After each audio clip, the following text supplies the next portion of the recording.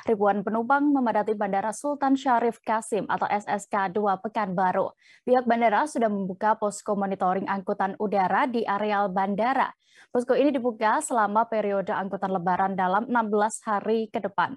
Selengkapnya dan juga pantauan di sana akan dilaporkan rekan Fernando Sikumbang, reporter Tribun Pekanbaru. Silakan rekan Fernando. Oke, terima kasih Dea. Selamat sore Tribuners semua. Oke, di Bandara Sultan Syarif Kasim II, Kota Pekanbaru, mulai kemarin sudah mulai terlihat arus kenaikan jumlah penumpang yang berangkat dari bandara tersebut ke sejumlah rute untuk melakukan mudik pada momen Lebaran tahun 2022 ini.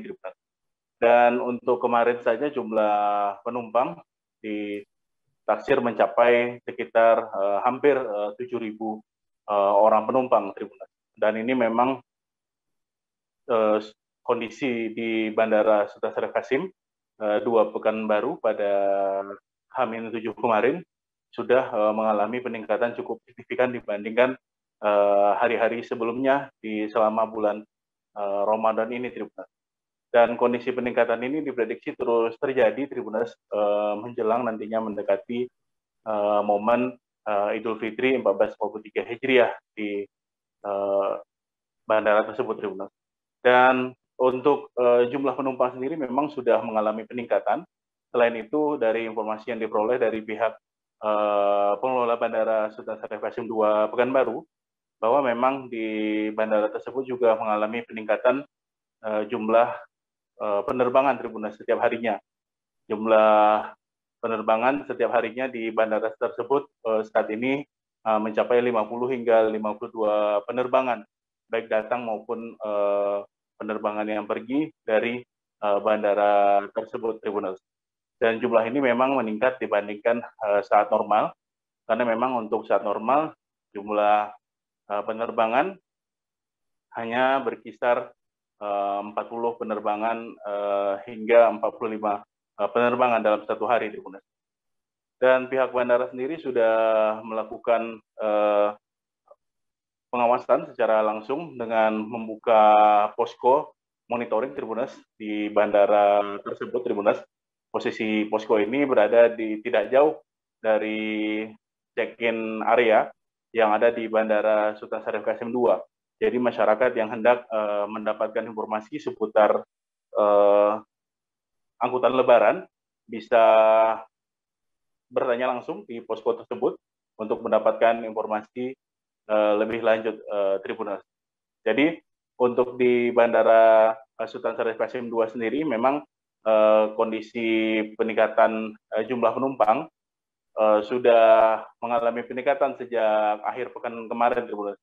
Dan pihak bandara sendiri sudah melakukan langkah antisipasi untuk mengantisipasi kenaikan jumlah penumpang menjelang memasuki puncak arus mudik yang ditaksir berlangsung pada beberapa hari ke depan, Tribuners, mendekati momen Idul Fitri. Karena untuk saat ini, Tribuners, karena masih memasuki hari kerja, jumlah penumpang peningkatannya masih belum terlalu signifikan. Namun mendekati cuti bersama, pihak bandara memprediksi jumlah penumpang bakal mengalami peningkatan cukup signifikan. Apalagi sejumlah penerbangan sudah mengajukan untuk penambahan jadwal terbang dibandingkan jadwal normal sebelumnya, Tribuners. Namun hanya beberapa maskapai saja. Pihak bandara mengaku untuk beberapa maskapai nantinya diprediksi bakal meminta penambahan jadwal penerbangan karena mengingat bakal terjadi peningkatan jumlah penumpang dibandingkan pada momen libur Lebaran di tahun lalu, Tribuners. Karena di tahun lalu memang sama sekali tidak ada tambahan jadwal penerbangan, Tribuners. Untuk di bandara sendiri, Tribuners, memang untuk persyaratan penerbangan masyarakat atau calon penumpang yang hendak berangkat dari Bandara Sultan Syarif Kasim II, Tribuners, sudah mengetahuinya sejumlah persyaratan bagi pelaku perjalanan penerbangan domestik, Tribuners. Jadi bagi para penumpang yang sudah mendapat suntikan vaksin dosis ketiga, mereka tidak diwajibkan untuk memperlihatkan swab antigen maupun hasil swab antigen maupun hasil swab PCR. Sedangkan bagi masyarakat yang baru mendapat suntikan vaksin dosis kedua atau baru mendapat vaksin dosis 1, mereka mereka wajib untuk memperlihatkan hasil swab PCR maupun hasil swab antigen sebagai satu syarat perjalanan Tribuners. Namun khusus bagi masyarakat yang masih berusia bagi calon penumpang yang masih berusia 6 tahun hingga 17 tahun diberi mendapat kelonggaran Tribuners pada momen jelang arus mudik ini Tribuners, karena mereka yang calon penumpang yang berusia dari 6 sampai 17 tahun, mereka tidak wajib memperlihatkan swab PCR, namun dengan catatan mereka sudah mendapatkan vaksin lengkap atau sudah mendapatkan vaksin dosis 1 atau vaksin dan vaksin dosis kedua Tribuners.